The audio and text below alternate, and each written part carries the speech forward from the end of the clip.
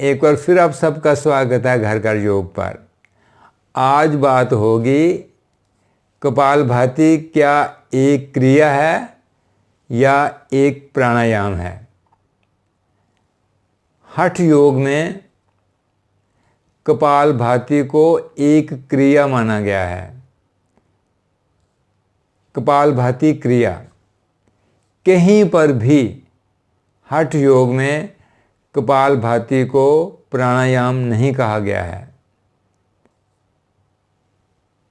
हठ योग में शरीर की आंतरिक शुद्धि के लिए, इस शरीर का शोधन करने के लिए षट कर्म बताए गए हैं, यानी कि 6 क्रियाएं बताई गई हैं। और वो हैं नेति, धोती, वस्ती, नोली, त्राटक और कपालभाति। इसलिए कपालभाति को एक क्रिया कहा गया है। क्रिया का मतलब है जो निरंतर होती है। जैसे हम श्वास लेते हैं, श्वास छोड़ते हैं, ये जो श्वास की क्रिया हमारी ये निरंतर चलती रहती है और इसे हम श्वसन क्रिया बोलते हैं। लेकिन जब इस श्वास पर श्वास की क्रिया को हम विच्छेद कर देते हैं, इसको तोड़ देते हैं, या तो श्वास को हम भीतर रोक लेते हैं जिसे हम आंतरिक कुंभक बोलते हैं, या श्वास को हम बाहर रोक लेते हैं जिसे हम बाह्य कुंभक बोलते हैं। तो जब हम इस श्वास पर श्वास का विच्छेद कर देते हैं तो ये क्रिया प्राणायाम हो जाती है, क्योंकि प्राणायाम का मतलब ही है कि श्वास पर श्वास को विच्छेद कर देना। तो जब हम कपालभाति क्रिया कर रहे होते हैं, अगर उसके साथ हम कुंभक जोड़ दें तो फिर उस क्रिया को हम कपालभाति प्राणायाम भी कह सकते हैं। इसमें कोई उलझन वाली बात नहीं होगी, क्योंकि क्रिया के साथ जब हम कुंभक जोड़ लेंगे तो हमें प्राणायाम के भी सारे लाभ मिलने शुरू हो जाएंगे, तो हम उसे प्राणायाम भी कह सकते हैं। आइए इसे समझने का प्रयास करते हैं कि कपालभाति क्रिया क्या है और कपालभाति क्रिया कब कपालभाति प्राणायाम बन जाती है, जब हम उसका अभ्यास कर रहे होते हैं। जो अभ्यास हम कर रहे होते हैं उसकी विधि अगर हमारी सही रहती है, उसके बारे में अगर हमें ज्ञान होता है, तब उसके हमें बराबर लाभ मिलते रहते हैं।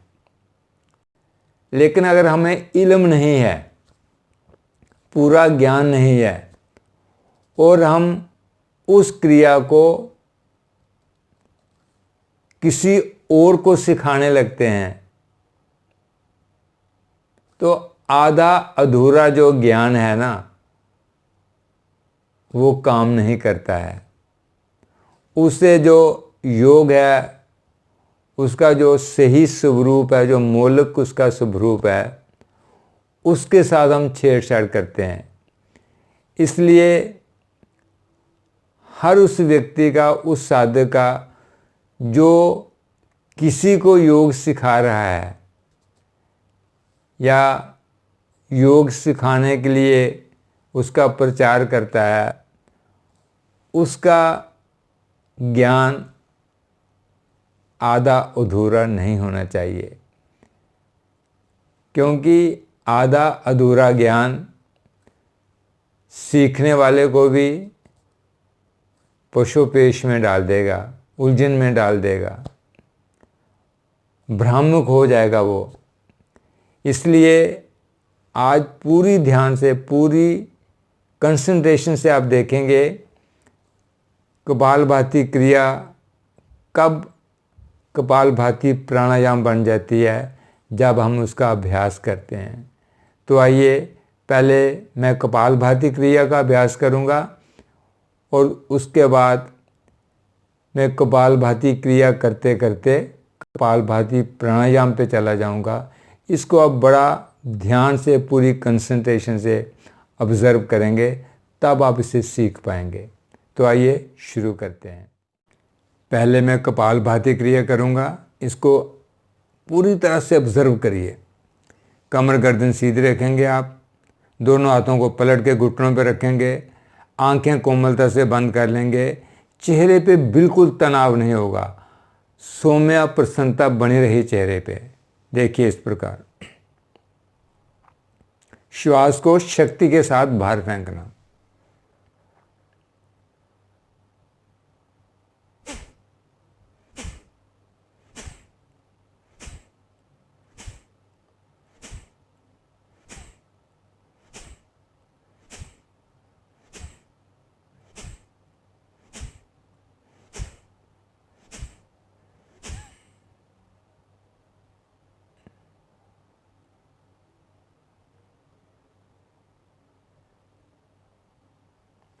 इस प्रकार जब हम श्वास को शक्ति से बाहर फेंकते हैं तो हमारे लंग्स का शुद्धिकरण होता है, हमारा जो कपाल है उसका शोधन होता है, कपाल की जो नर्व्स होती हैं मस्तिष्क की, उनका शुद्धिकरण होता है।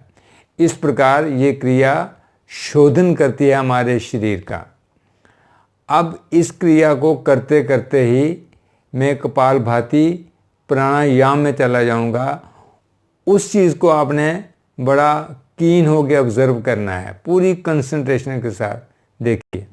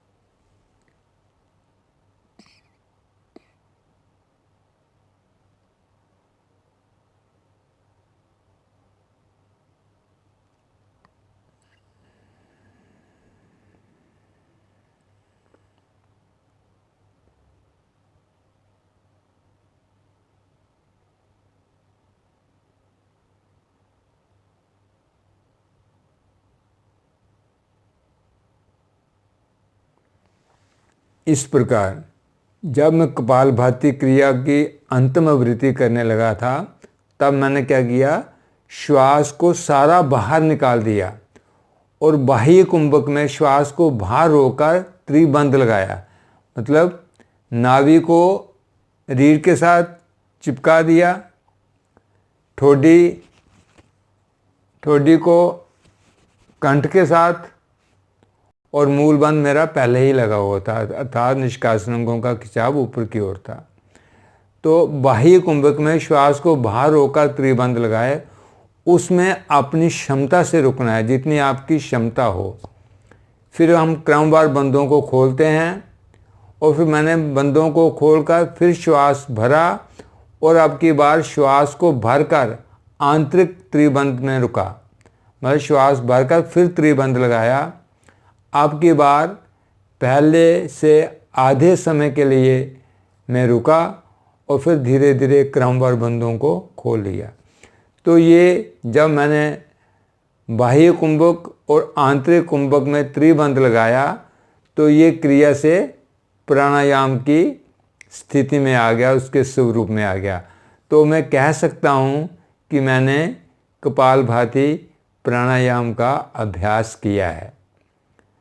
तो उम्मीद करता हूँ ये बिल्कुल क्लैरिटी आपको हो गई होगी कि क्रिया क्या है कपालभाति और प्राणायाम क्या है कपालभाति।